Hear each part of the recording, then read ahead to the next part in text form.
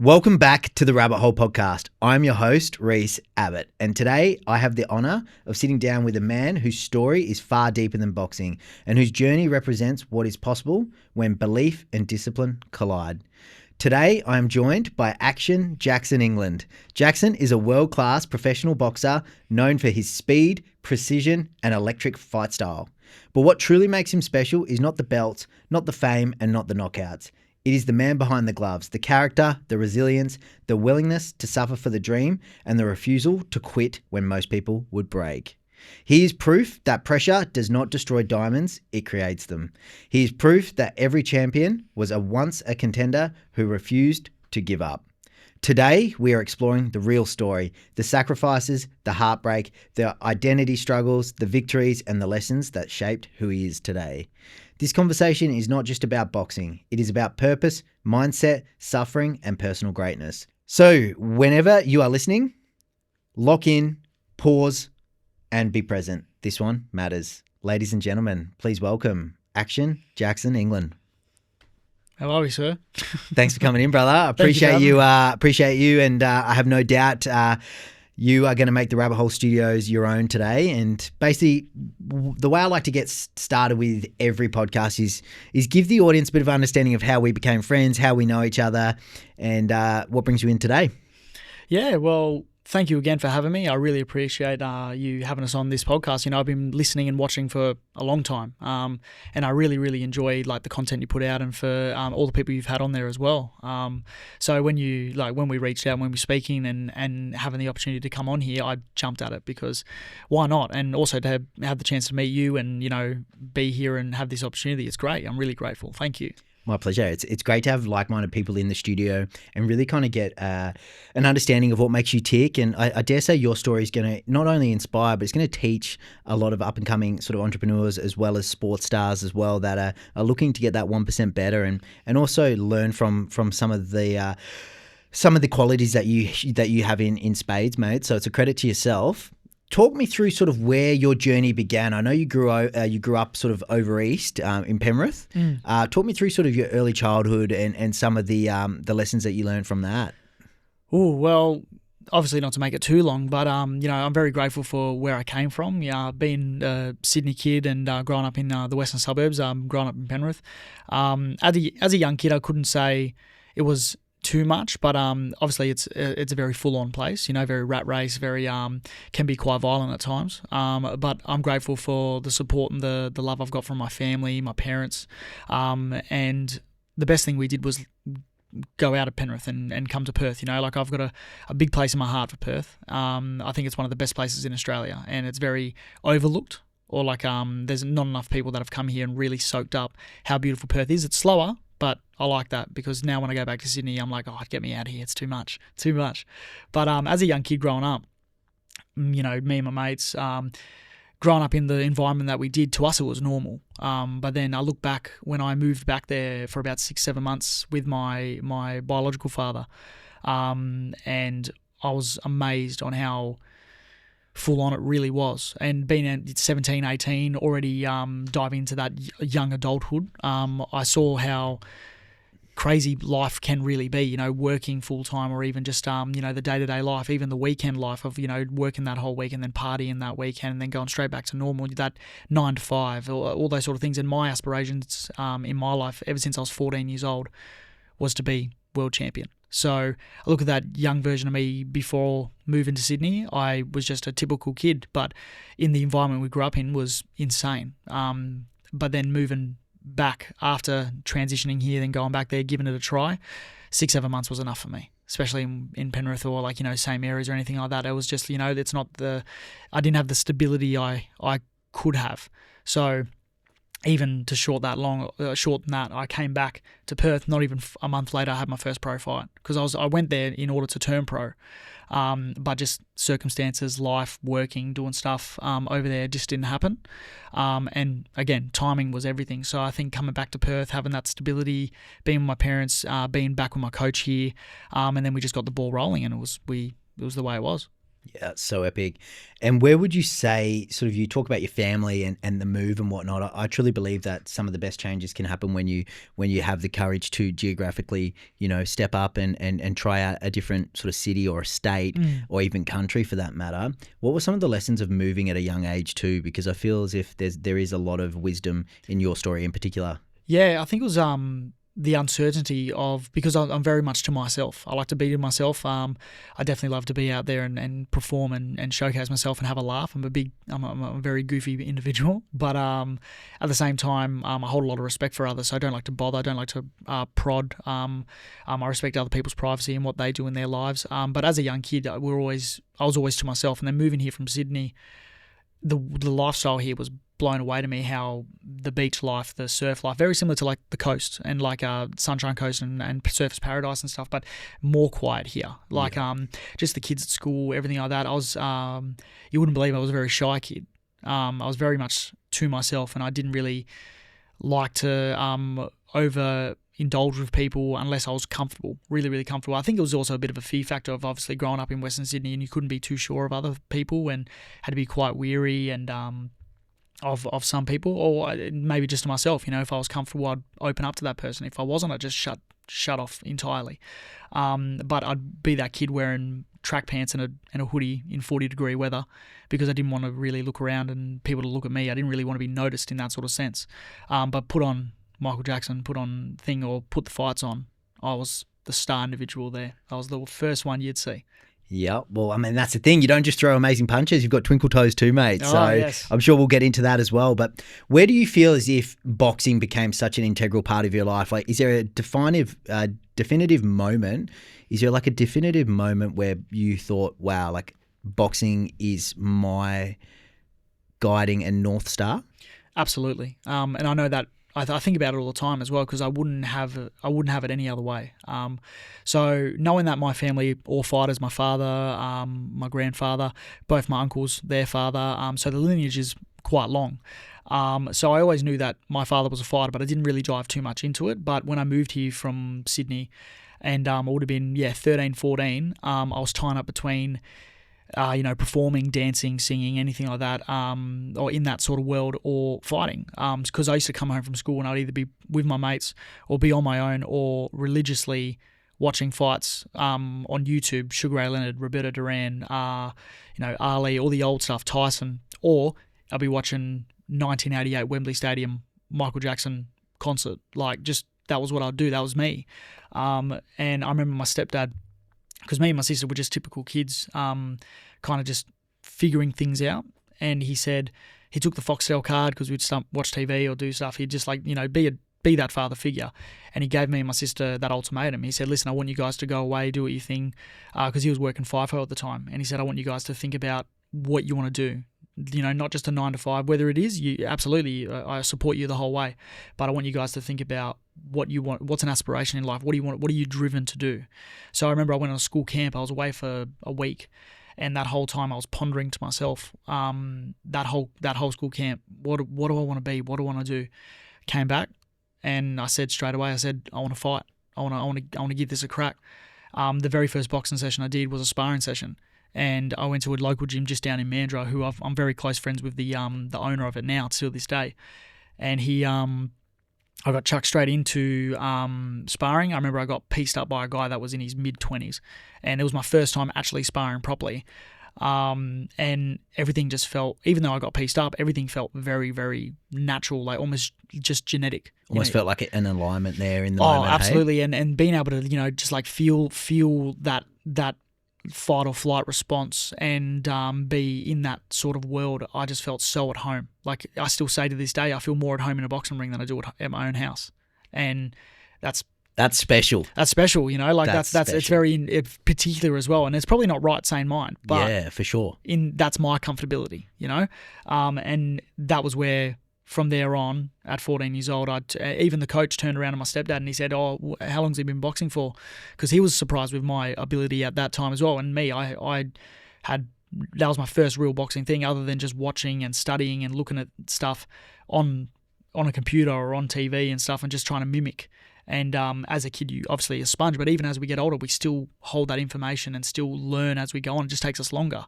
But that's how I was. And as soon as that happened, I've never looked back since.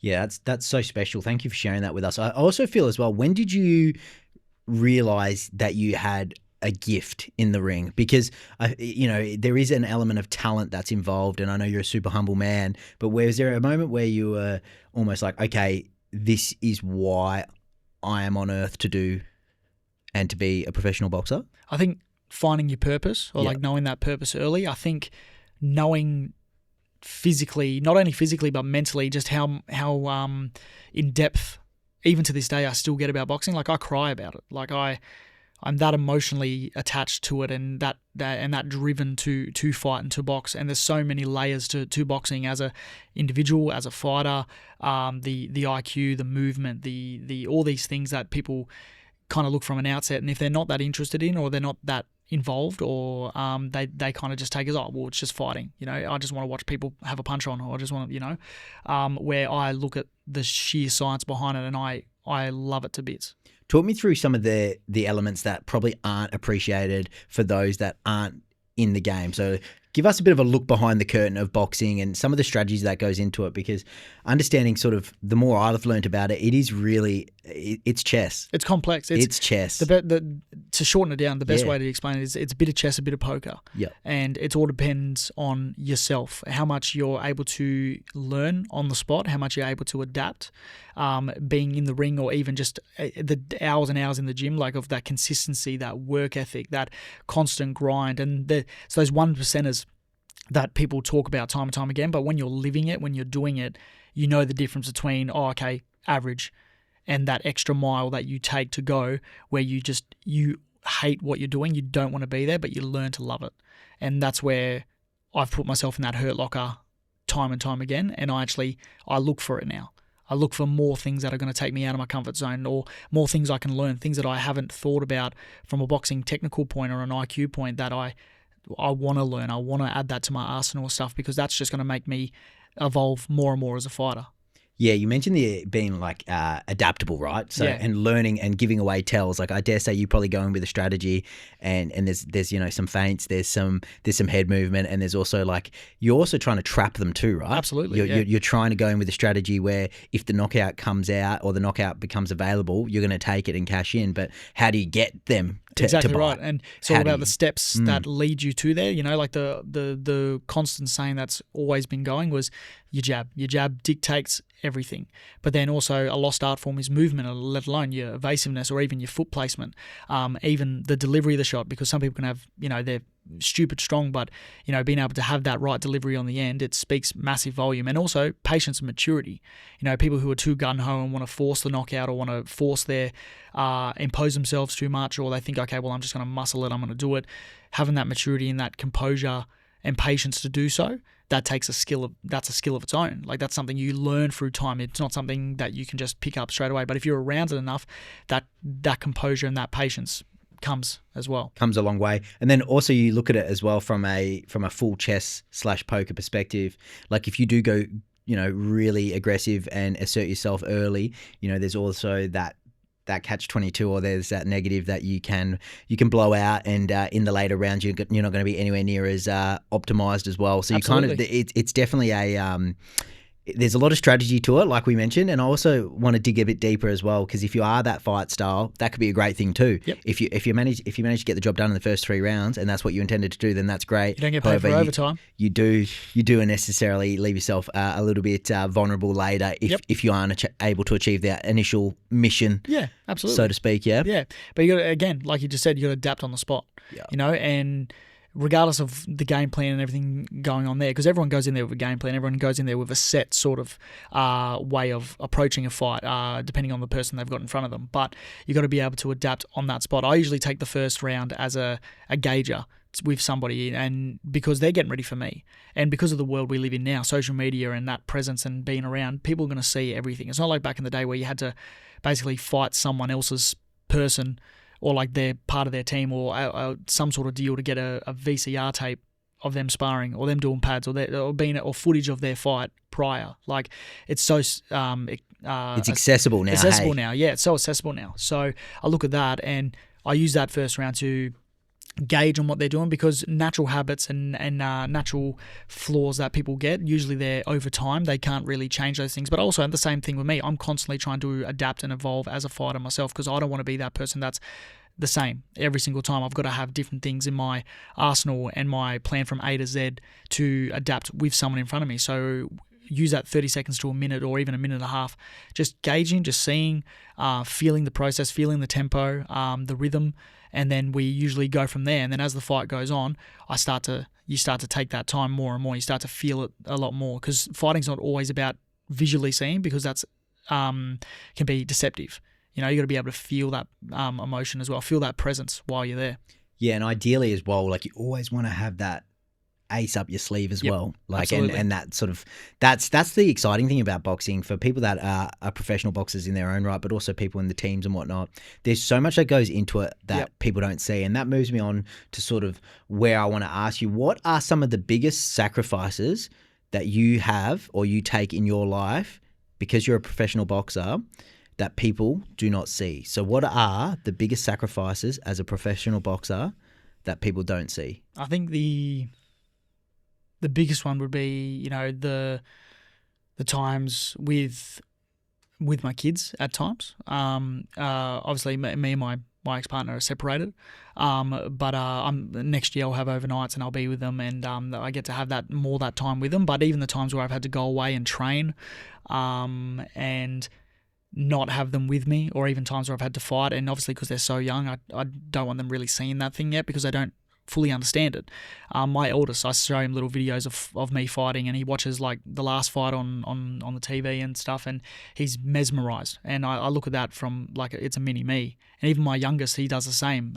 But because they're young, I don't want to push that on them as well, because I don't expect that for them. The whole idea about it is that I fight so they don't have to, and the sacrifices by not being able to bring them with me yet, or them being more indulged in the fight game, or like being able to have these processes with me, it's hard. Like even explaining to my eldest that, daddy has to go away and fight, or like have to do these sort of things, and it breaks my heart, because the sacrifices I take are not only for my state of mind and for me and for the bigger and better future for them, for my family, for my partner, for everybody, but also for them. Like that's a massive sacrifice for me. That's why anytime I get a chance to tell them how much I love them, even whether it be through this or fighting, or even straight to their face where I've got to hold their head together and just tell them.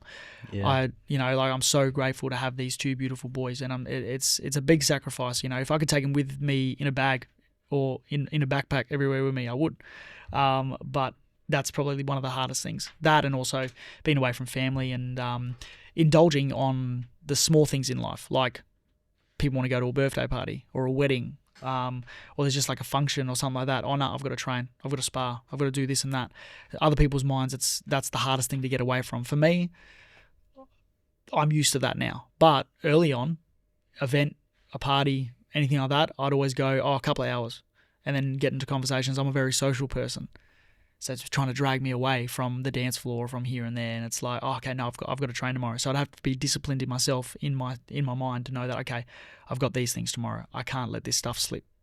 Yeah, especially because when you're in the professional game too, you can almost guarantee that the people that you're coming up against are doing the 1%ers too, right? Because you're all chasing greatness, and there's only so much room, and there's only one person that can hold the belt at a time. So absolutely, that's what it comes down to. And I find that the best professional athletes are the ones that are able to sacrifice and don't discount the small 1%ers. Yep, absolutely. That's a big one. Talk me through the reality of fight camp and how tough it is, both the isolation and the actual physical, arduous training in itself. I live it day in and day out, even when there's no fight locked in. Like I trained this morning before coming here. I train 2-3 times a day, 6 days a week. Sunday I've learnt now to have a recovery day, because there was no such thing as recovery in my books, because I'm so much go, and I live boxing so much, that I'll sit there, film study, and then I can't help myself. I'll get up and I'll go train. Days where I'm not meant to do stuff, I still get grilled by my uncle, by my coach, by all these people to just learn to relax. I think over a bit of time now, learning that maturity and learning my body, or knowing my body now, I take that one day to really just relax, even turn off that boxing mindset and go do something else. Go for a walk, go catch up with family, things that aren't involved around boxing, because I'm so immersed in it.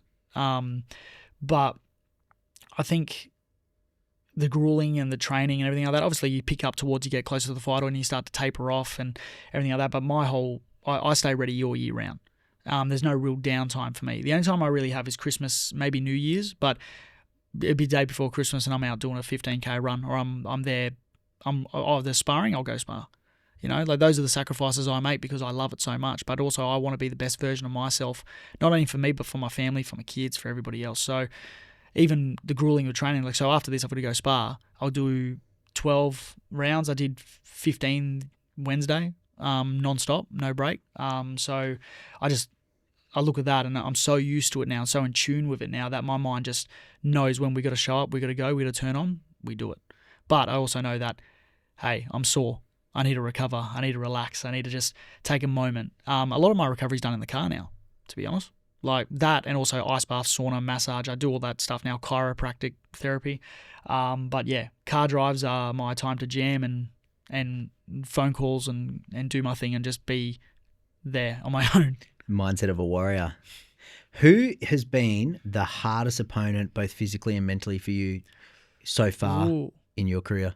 Someone asked me this question not long ago as well. I kind of put it in a little bit of ranks of things, like on different sort of categories. So I'd say the most grueling and hardest, like if it was just the sheer fact of fighting, is always going to be, it would still to this day be the Paul Fleming fight. And, Paul's the man, and to have that opportunity to fight him, I was jumping for that opportunity, absolutely jumping for that. And we went to war for 10 rounds and we got fight of the year for it.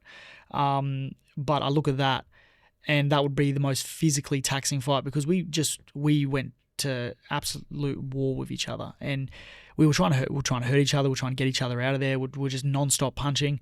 And also it was the second time I got to fight in Sydney from obviously living here in Perth. Second time back in Sydney I got to fight because prior to that I fought, I think it was 2 or 3 fights prior, I fought in St. Mary's at the band club. And I used to go there as a kid, so I was pretty stoked about that. But then the Paul Fleming fight was at ICC Arena, and that was massive. It was huge. All our faces on the thing and stuff. I was blown away. I was like, wow, And Sonny Bill and Barry Hall were the main event. That's right. But yeah, I think physically that would be the most physically taxing fight. That was probably the hardest one. What did you learn from it? Learning that I don't have to, because my biggest thing when I was being younger and then learning to mature as I got a bit older now and even through the fight game is I'm very much, if I need to switch on and we want to bang, let's bang. Like I don't care. I'm ready to do that. But I'd always go around all the really simple stuff and I'd make it harder on myself because I'm like, oh, okay, we're going, let's go. So I'd get overexcited. And I'd get away from the simple things like a jab, a bit of a movement, bit of a thing, and I'd go straight to the fancy or the crazy stuff or like the exciting stuff because not only do I want to do that, but also people want to see that. So I'd get away from things like as beautiful as a jab or as beautiful as a 1-2 and then just move around and just have a bit of a look, because I'd be like, oh, okay, let's just go. So I think the biggest thing I took from that fight was knowing that I don't always have to be like I don't always have to get overexcited and chase something and be on it and go skipping spots from establishing my jab, establishing my dominance and going straight to, okay, well, I'm just going to put it on you now. Like I need to, again, set that stuff up, ease my way in. So I've learned that over the process now and that's massively what I took from that fight. Yeah, it's like really understanding your energy. Absolutely, and where you can apply it and where you can reserve it and where you don't, drain the battery too quickly, especially in 10-round wars, like we touched on a bit earlier in the interview. And you really, your energy is sacred. And if you use it well, then more often than not, you're going to finish on top. I want to talk a little bit as well, just for the listeners, what are some of the best self-defense tips that you could give someone on the street that could help them in a environment where they may need to use it. As a professional boxer, look, you understand you're not going to speak to everyone on the street that's going to be even know how to fight. No. But if you could give 3 tips to someone that ideally would never have to use it in their life, but if they do, what would it be? I think it depends on the situation as well. Of course. It depends on the situation, but depends on the person. If there's someone there who's obviously looking for that situation, the first thing you do is just don't involve yourself and leave. Don't even be around it. Don't feel like you've got to be amongst that sort of stuff, because there's people carrying on that sort of way. Sometimes, but then there's also the case where you can't get away from it. You're kind of there, say with a bunch of people, or you're with your partner or with friends, and you're in a point where you've got to defend yourself. Yeah. You know, the first thing you can do is just walk away and just not be a part of it. But because of all the things that go around nowadays, people prey on that weakness. They look at it as weak when really you're just being smart, you know, because you don't want to get yourself in trouble. You don't want to hurt them or hurt yourself. Yeah, and that's the thing, right? Like the best form of self-defense is to remove yourself from the situation. Absolutely. But sometimes you can't. Sometimes you just can't. And of course. I think about, if I was to put it back on myself, I can be a bit cheeky at times. I can be a bit smart. Coming from the person who used to be down in Mandarin, I used to commentate the fights at the nightclubs next to the kebab shop. Iconic. I've had a few kebabs there on the journey, no doubt. Yeah. And I used to commentate all the fights down there, and they'd be like, "Shut up," and I'd be like, "Oh, he's just said shut up" to the commentator, having a laugh. But from my own experience, I think not backing down, but also being very cautious and smart with your words, because someone can have that confrontation, have that sort of thing there, and whether they're in a blind drunk state or they're in that sort of point, it's also knowing to keep yourself at an arm's length just in case, because anything can happen. It can be from one person to then 10 people, depending on the situation. I think from my experience, being able to hold yourself the right way, being able to have a clear conversation with somebody, and if it's just not getting to them, that's where it's like, okay, look, you're gonna have to warn them and listen. Look, if anything happens here, I'm gonna have to defend myself. That's where your feet, your hands, you look at anything around you, surrounding wise, on exit to who's the closest person there, who could be a police officer, security guard, anything like that way. If you don't want the confrontation, but if you have to defend yourself, you got to remember that bone on bone and hitting someone properly. If you don't know how to fight, why put yourself in a situation to fight? But why put yourself in a situation where I'm going to hurt myself trying to fight, or I may hurt them and then I have to de-explain myself, you know? So you got to think about your surroundings, what's going on, and think about the closest people to you. Okay, look, I don't want to fight, but I'm going to warn you, if I need to defend myself, I will. That doesn't work a lot of the time, either at times. But in order for that to be clear enough, sometimes you have to dig down and think. So I think I had this conversation with somebody about Thai boxing. So boxing and Thai boxing, to me, I think Thai boxing would take it as better for street defense because of the clinching, the kneeing, the elbowing, the grappling, everything like that would be more beneficial on the street, because people are going to pick a bottle up, people are going to pick a rock up, people are going to try and king hit you. There's so many different variables to that. Yeah, they could be armed, they could be... It could be anything. They could wait till you're down the street and run up behind you and try and hit you then, or they get something from their car. Like, there's so many things that can happen. So I think having those variables to be able to, you know, if it gets close, you're able to hold them at bay, stop them from punching, and defend yourself at the same time. Or if you do need to have a clean sweep and be able to put someone out, but in a safe manner. I love this. You can. Yeah. So me, I'm very big on that. So if there's no other option, the worst thing that you can do is obviously the last point is where, okay, well, I've got to defend myself. Sometimes just moving, if you've got ability and you've got training, being able to move, guard, do all the right things to make sure you're not hurting yourself, but also being safe, and also waiting for, okay, look, I've won this guy, but I'm not going to punch because I'm at risk of hurting them. Yeah, and that's the thing as well. Like, and if we use you for example, is it true that you could almost get in more trouble being a professional boxer too? Absolutely, yeah. Well, you're treated as like a weapon, aren't you? Yeah, well, that's when you fight under law. Yeah, under law, a professional boxer, or even like as an amateur fighter. Like, there's a lot of guys that I've seen have little punch ups as amateur fighters, Sydney, over here, wherever, and because it doesn't get spoken about, but then when people start to realise that, regardless whether it's an amateur license or a box or professional boxing license, it's very, very frowned upon, and then that could be your license gone, jail time, could be anything, and that's all because you've defended yourself, but you've had to take action, and sometimes it's necessary. Yeah, of course. Especially if your life's in danger, you're gonna respond to protect your life. That's just the way we are as human beings. But it's also being smart on, okay, how do I approach this the right way without getting in trouble myself, hurting myself, but also keeping them at bay so I know that they're going to go away or they need to stop. And sometimes you got to just let go. Sometimes you just got to let go. So those would be 3 different options. I like that. I like that a lot. Down. What would you say your success truly means at a deeper level? So what does your success mean to you at a deeper level? And what does success look like to you, both now in the present day, but also moving forward? I think, like, I still kick myself about where I'm at today. So success to me has always been driven by being the best version of myself, but also, you know, achieving that world title status, you know, for my own personal self, you know, having that achievement, becoming world champion. And, you know, I've got bigger goals on top of that as well. Like, you know, I not only want to become world champion, I would love to unify my division or be undisputed in my division, and then even move up to lightweight, say, win a world title there, do the same. Because I'm only 27. I've got a long time still. Long time in my eyes, especially. Absolutely. And that's what matters most anyway. Yeah, right? Absolutely. So, like, I look at that, and, like, when it comes to success, like, I think now it's so normal to me that I just, like, you know, I'm pretty content of where I'm at, but I always know that there's more, and I strive for better and strive for bigger. But to me, I'm simple. I'm very, very simple. You know, like, I'm just grateful to be here. Grateful for what I've got, grateful for the support I've got from my friends, my family, people who watch me fight. That still spins me out. People I've never met say I'm a big fan. How? I don't know how, because to me that's bananas. I don't know, because I'm such a loving and such a social person that I love seeing others succeed. I love seeing other people's prosper in what they're doing. And for me, I'm just doing what I love to do. So for other people to recognize that and see that as well, like, I'm really, really humbled by that. But success to me is the sky's the limit. So knowing where I'm at now, I'm content, I'm happy, but I know that there's always more.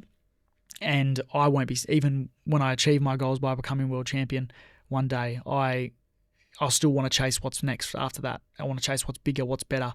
What can I do that I've still got left in me to be able to put out there in the universe?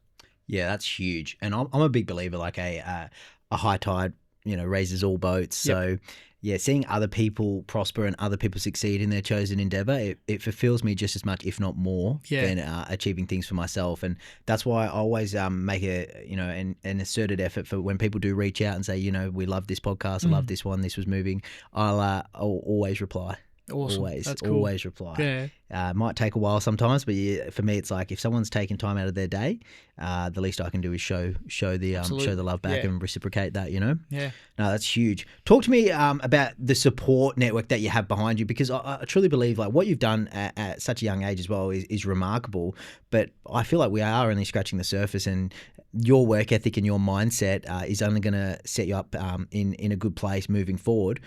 What have we got coming up that we can let the audience know about? Have we got any fights set in place yet? There is talks of stuff at the moment. Is there going to be a bit of rabbit hole exclusive or what? I'm not, unfortunately not. I can't really say, unfortunately. Of course. It's been months and months, like I'd probably say about 4 or 5 months, maybe less, maybe 3 or 4 months of negotiations, talks, different stuff. And me, I'm just, you know, you ask me to fight tomorrow or fight right now, I will.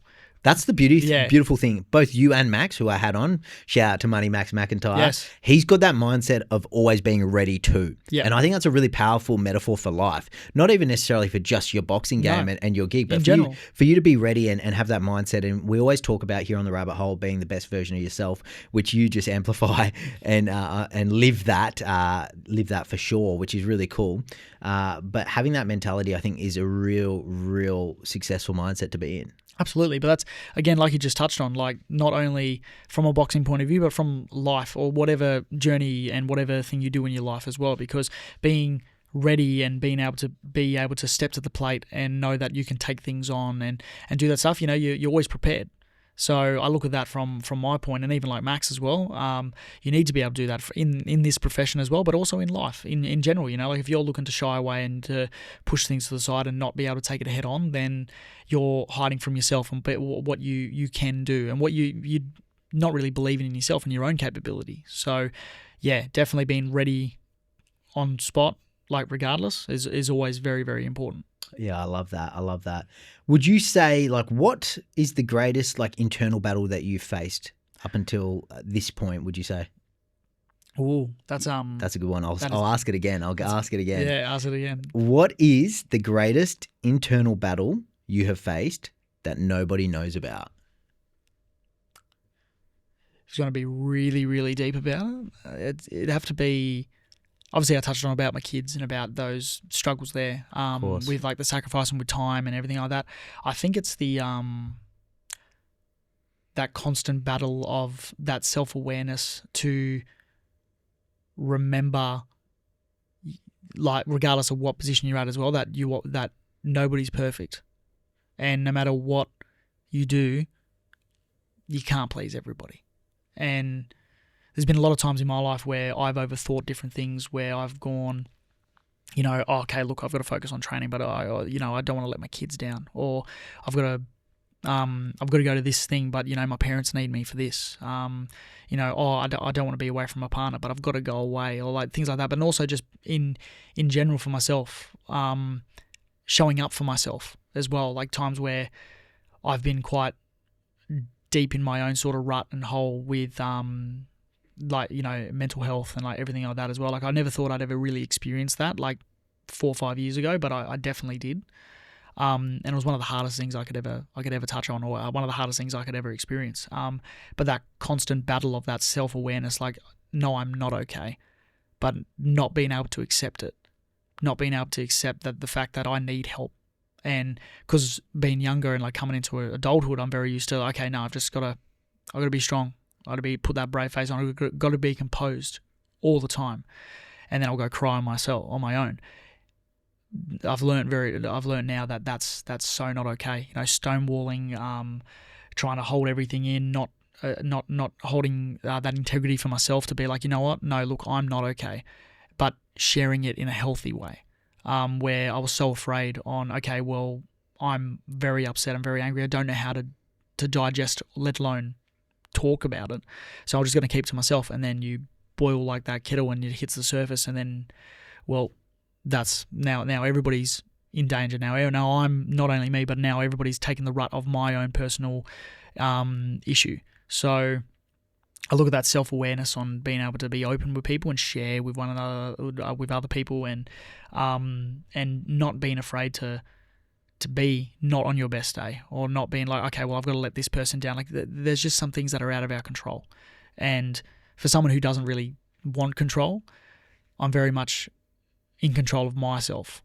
Yeah, it takes a lot of courage to admit and also address it. Absolutely. And for me personally, who always wants to make sure I'm respectful of others, respectful of myself, and being on top of myself, you're not always going to be. There's no such thing.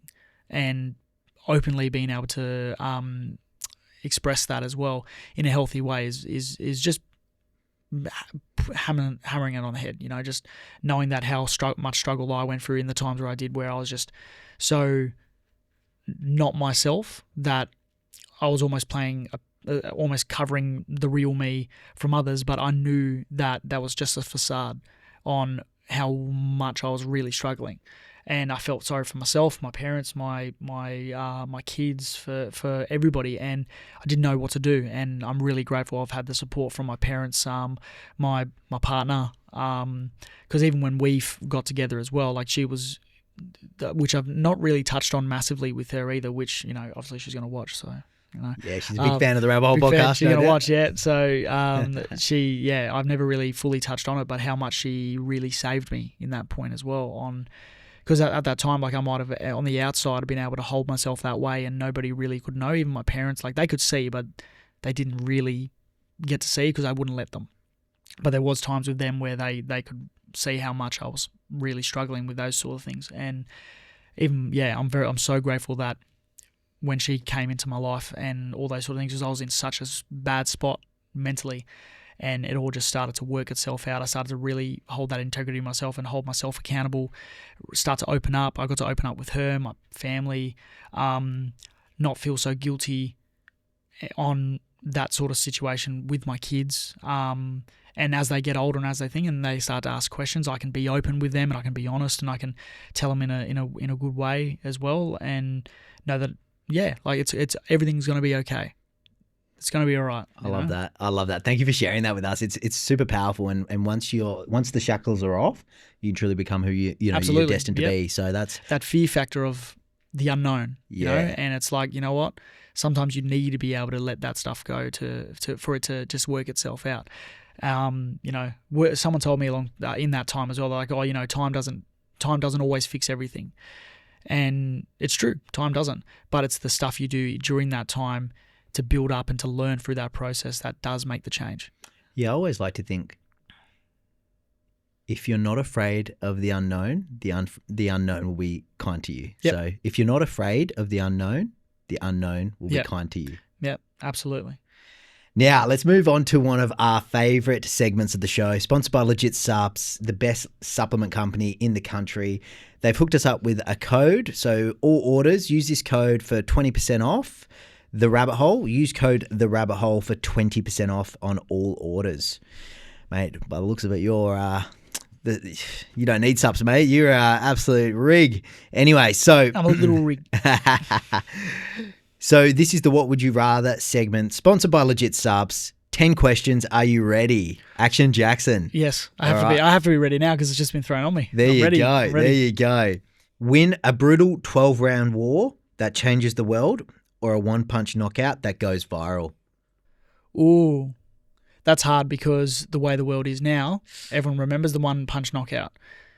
It almost it provides like a lasting imprint on their brain. Absolutely, hey? that's the first thing they remember. Yeah, of course. But then the 12-round thing, because the nostalgic fighter in me looks at all the wars of the great fighters, Ali and Foreman, Roberto Duran, Sugar Ray Leonard, number one, Hagler and Leonard, like all these fights that have gone 12 rounds and people remember and people will never ever forget those sort of wars as well. I'm a bit torn between those two because I look at now, the one punch knockout in the first round, that will go everywhere and everyone will imprint that, like you just said. But then the 12-round knockout for the pure boxing, like the boxing purists, yeah, they remember that stuff because they look at all the nitty-gritty of that. So I'm a bit 50-50 on that one. Is that an answer?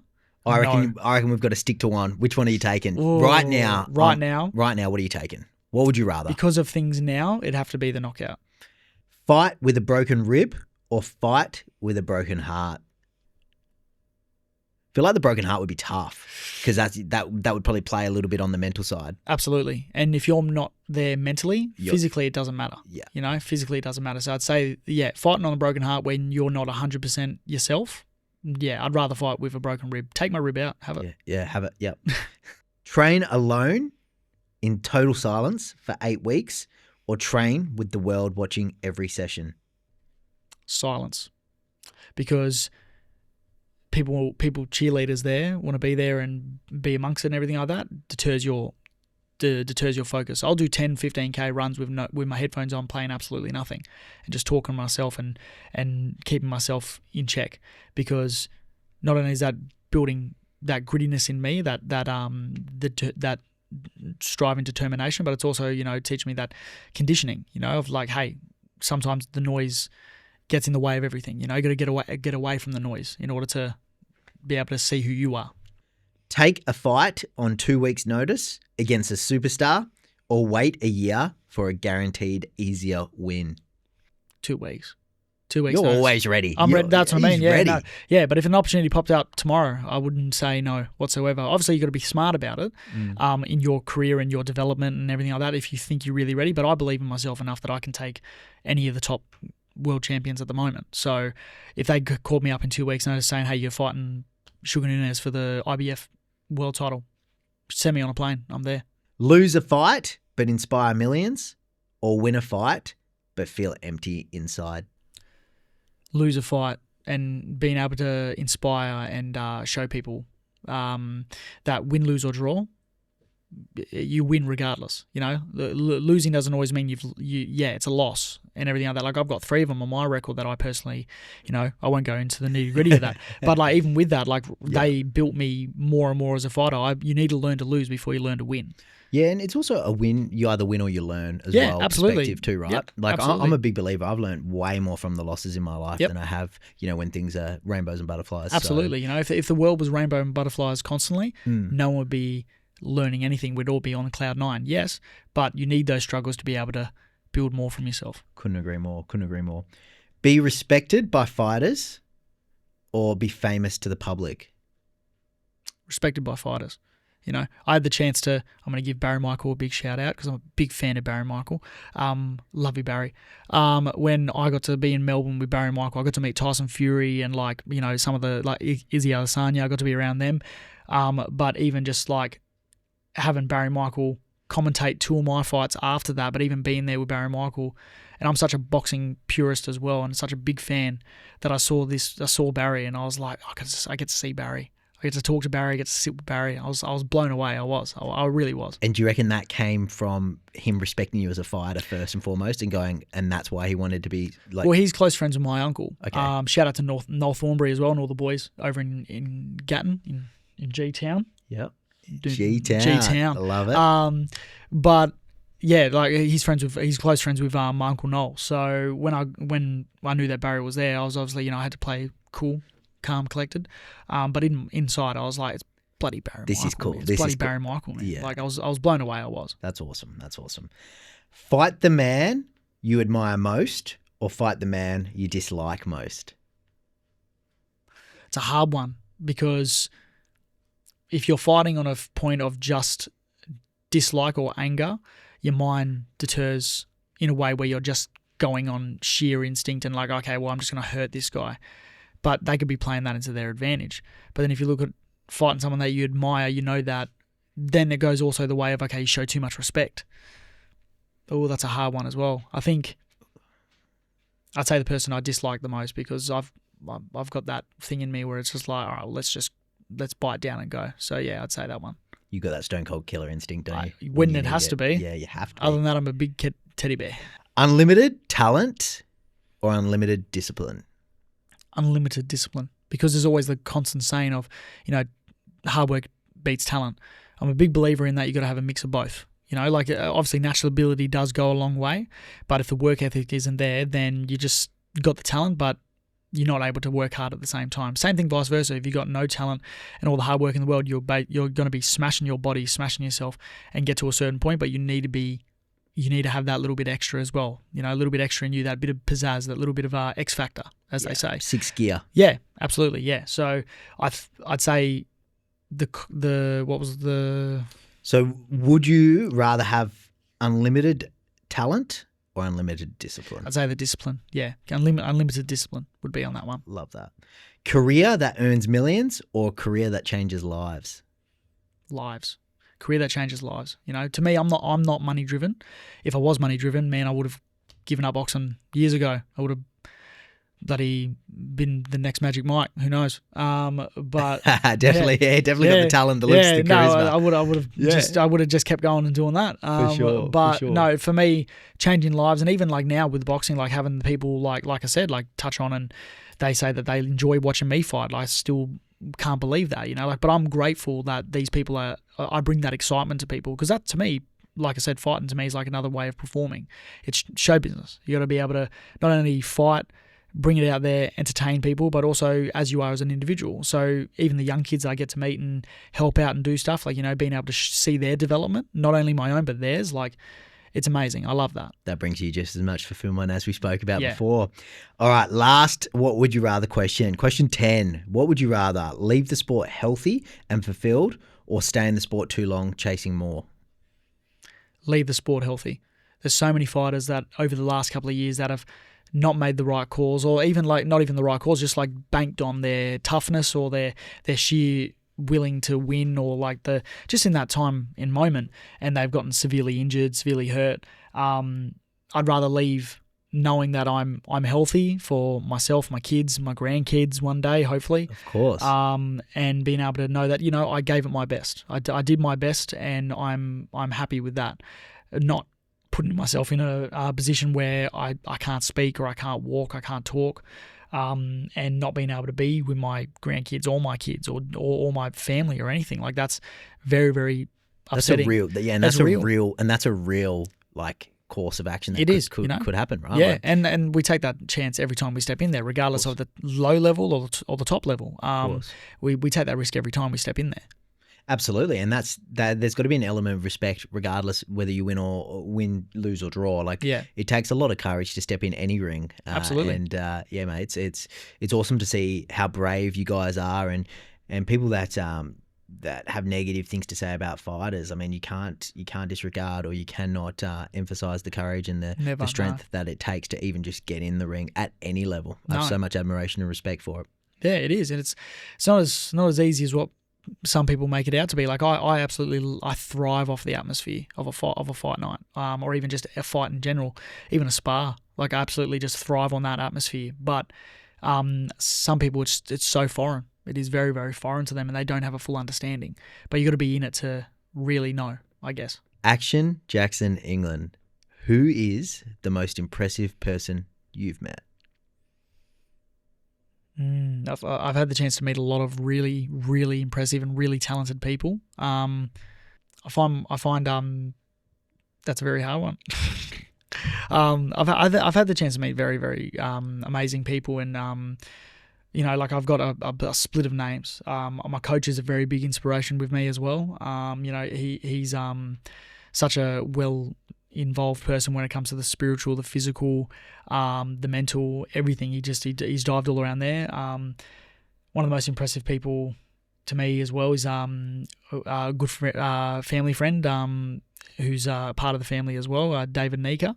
He's very inspirational, very talented, and very impressive to me as well, not only from a big physical standpoint, but just a boxing ability, and personal as well. Like, he's such a loving and caring individual, very an emotional person as well, and I love everything about him. If I keep going, there's too many names that have impressed me.